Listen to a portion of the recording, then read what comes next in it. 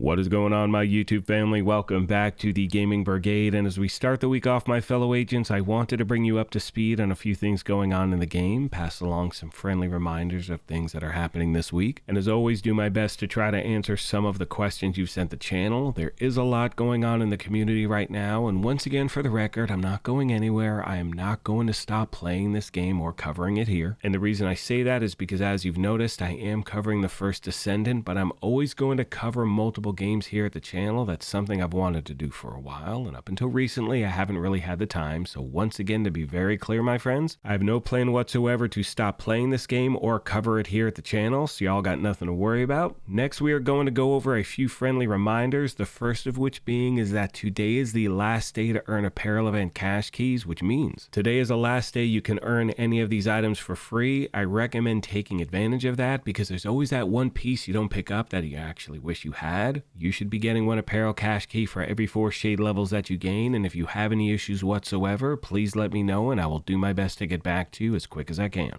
Now, tomorrow also marks the start of the Hercules League as well as the Polarity Switch Global event. I know many players out there enjoy those, so that's what we have going on in the game this week. Now, obviously, if the game passes along any other information, I will bring it to you right away. And with that being said, at this point, I want to switch gears and talk about the community of the Division 2 right now, because it's very polarized. We know that. It's something I talked about in a video on Saturday. If you missed that, I will leave a link to it in the video description down below. And as you can see, this topic is actually gaining a lot of traction online. Paul Tassi, who is a writer for Forbes magazine, put out an article earlier today, and you can see the headline is "The Division 2 deletes Diablo 4 seasonal character idea after player revolt." Now, obviously, this is not really the type of traction we were hoping to see as Division 2 fans, but again, I do want to keep you up to speed on everything going on. I'm going to go over portions of the article. I will leave a link to the full article in the video description. And you can see he started off by saying, back when Diablo 4 came out, I got a lot of flack from Diablo vets for saying I wished Eternal Realm characters could participate in seasons in some capacity rather than being left behind. That's not how it works, everyone said, and while I have come around on that now, introducing the concept to a game that didn't have it for years as a problem, enter the Division 2.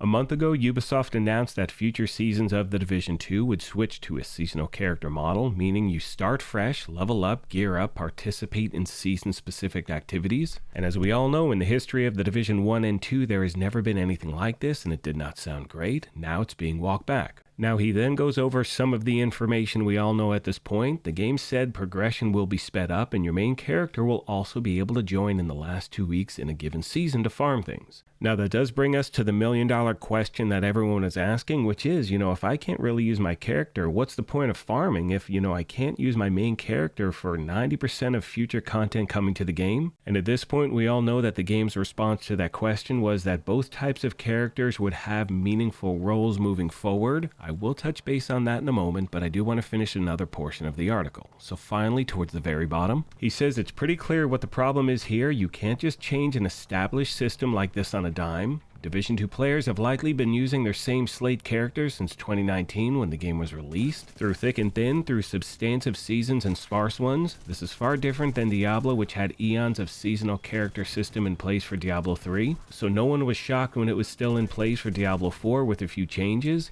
Even if the explanation from the Division was that main characters would still be able to make some progress, it's pretty easy to understand why players rebelled against the idea, but I am certainly wondering how exactly this alters their plans.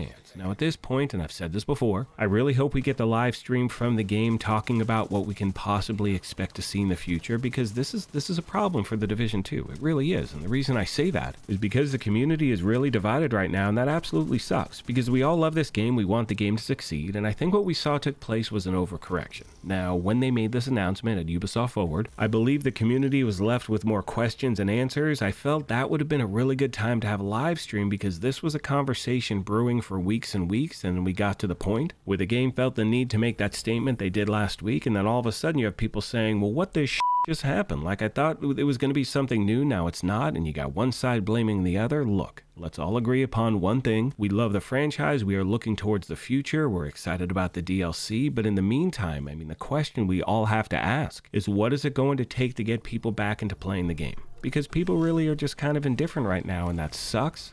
Please let me know your thoughts, my fellow agents, and once again, I want to thank all of you out there for helping me create this toxic-free gaming environment at the channel. Look, we have differences of opinions, but we can come together, talk about them. There's never any hate or anger towards an individual. I sincerely appreciate that so much. And on that note, I want to thank you all for your incredible continued support. I will continue to bring you content on this game. That is going to do it for this one. Thank you once again for the privilege of your time. And as I mention at the end of every one of these, take care of yourselves, be kind to each other, and we will talk to you soon.